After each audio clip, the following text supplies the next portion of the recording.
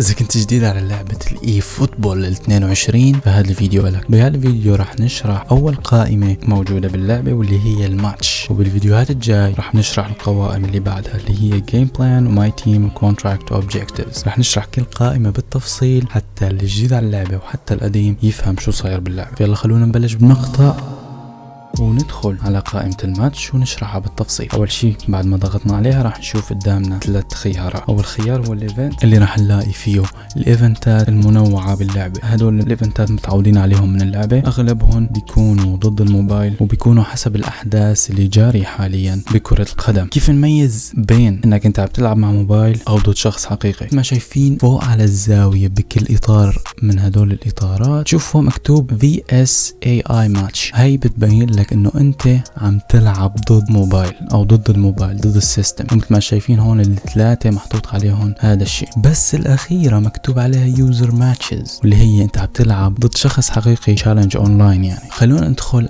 على هذا التحدي مثلا اللي هو الدوري الفرنسي ونبدا بشرح القوائم اللي موجوده هون. فخلونا نبلش باول وحده. اول وحده معروفه اللي هي هون الخطه، محل ما انت بتظبط خطتك وتبدل اللاعبين. هي راح يكون شرحها مفصل بالفيديو الجاي اللي هي القائمه الثانيه لانه في اشياء كتير صايره جديده. وبنشوف القائمه اللي بعدها الماتش هيستوري، هي المباريات اللي انت لعبتها، بتقدر تشوف النتيجه، بتقدر تشوف التاريخ اللي لعبته، حتى الساعه اللي لعبت فيها المباراه. بنروح للقائمه الجديده اللي ما كانت موجوده قبل باللعبه اللي هي الماتش ليفل. بالماتش ليفل هون انت بتقدر تختار شو هو مستوى الخصم اللي انت بدك تلعب ضده، هل هو مبتدئ او عادي، وسط، محترف، توب بلاير يعني بيعرف يلعب، سوبر ستار هذا معلم شيء قوي كثير، والليجند اللي هو الاسطوري. فانت اللي بتحدد. وهلا راح نشوف ليش راح نحدد المستوى. وبننزل على القائمه اللي بعدها اللي هي التفاصيل او الديتيلز. بالتفاصيل بتقدر تشوف شو هو نوع التحدي، من ايمتى تبلش وايمتى بخلص. تقدر تشوف حتى مين الفرق اللي منضمه بهذا التحدي واللي لاعبينه بينحسبوا عليهم نقاط التحدي. مثل ما شايفين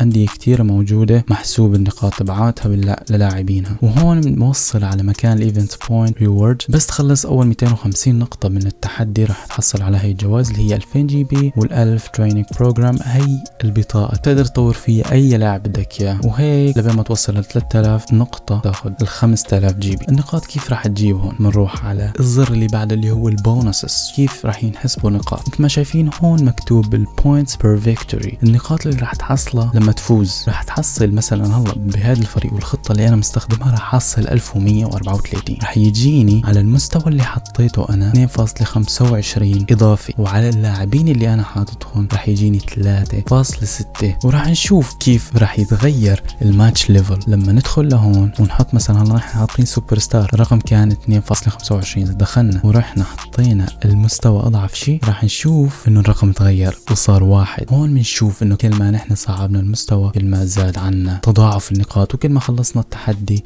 بشكل اسرع. راح نشوف كيف راح نغير كمان البلاير بونس. كل تحدي راح يكون له لاعبين مخصصين لهذا التحدي. اذا ضغطنا هون على هذا الشعار راح نشوف انه على اللاعبين في اشاره صح، ان هدول تقدر تلعب فيهم بالتحدي، واللي ما عليهم اشاره هدول ما راح يكون لهم نقاط محسوبه ابدا. فخلونا نشوف البلاير بونس 3.6. اذا دخلنا هلا على الخطه حاليا غيرت اللاعبين وخليت عليهم كلهم اشاره صح. واذا بنرجع هلا بنشوف كان الرقم 3.6 على البلاير بونس، نشوف قديش صار 4.6. فبنشوف انه تغيير اللاعبين، تغيير المستوى المباراة راح يأثر كتير على النقاط اللي راح تحصلها بكل فوز. مثل ما شايفين حاليا 1675 على الفوز الواحد. وهيك بكون خلصنا شرح الايفنتات العادية. وبنرجع للقوائم الثلاثة اللي اول شيء شفناهم اللي هلا عنا الايفنت خلصنا منها. وبنشوف اللي بعدها لسه ما فتحت اللي هي الاي فوتبول ليج. بهذا التحدي راح نلعب نحن ضد اشخاص ثاني اونلاين، ولازم انه نخلص تحديات. وبنروح للقائمة اللي بعدها اللي هي اونلاين كويك ماتش، اللي هي انك تلعب مباراة اونلاين بشكل عادي، مجرد انك تدخل تتسلى، ما في اي شيء مميز يعني. بس في شغلة هون ضروري اني اشرحها، شغلة جديدة كتير حلوة وكتير مميزة صارت باللعبة اللي هي الماتش ميكينج سيتنج. بهذا المكان انت راح تدخل تختار اللاعبين من اي منطقة انت بدك اياهم. هل بدك يعطيك مساحة كبيرة من الدولة اللي انت فيها وحتى الدول اللي حواليك، او انك تختار من المكان اللي انت فيه وحواليك بالمدينة مثلا او المدن الثانية بنفس الدولة اللي انت فيها او اشخاص قريبين منك. واخر خيار هو